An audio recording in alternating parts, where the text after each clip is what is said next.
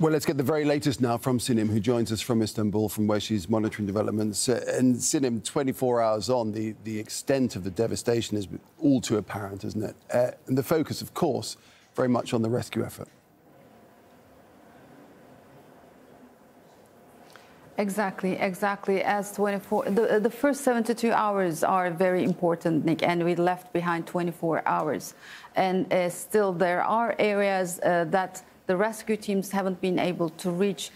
Some of them are in the rurals of those 10 cities that have been affected by the earthquake. But cities like Hatay, Antakya, Turkiye's southern city border with Syria, and Adıyaman, one of the cities that was strongly hit by yesterday's earthquake, are in trouble because the highways are broken, they're cracked. Rescue workers weren't able to reach out properly to those places.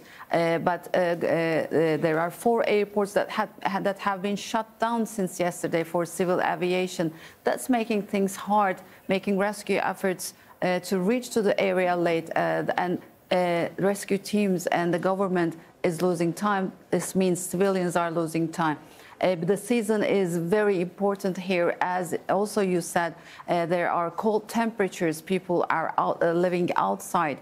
According to the official information, more than 330,000 people spend the night in shelters in university buildings or dormitory buildings. So people who have cars, who had some opportunity, were able to leave these cities, at least to outskirts, to have a safe place. But there are hundreds of thousands of people trapped in the cities, some of them under the rubbles. And as it snows, as it rains in some of the places, I have been listening to the weather news since the morning. In some places it is -4, -1, 0 temperature.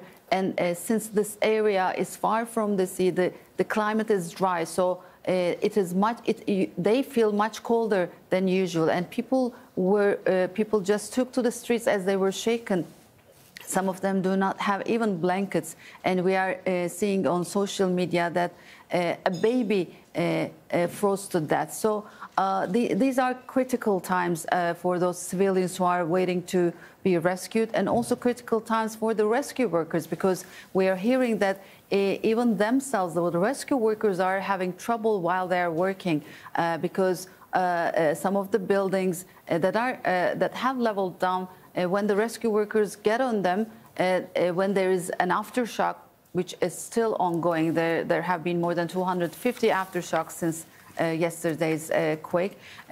Rescue workers also need to leave these buildings. So this is all about a challenge, tough times for Turkey, and very difficult times for the civilians who are waiting for help. There are at least 16,000 aid personnel who are in the region right now. And as per Istanbul governor stated this morning, as of 6 a.m. Istanbul local time, 71 airplanes took off from Istanbul airport, full of with thousands of aid personnel and aid volunteers who are about to reach to the region to help others, but will not be enough, probably, Nick.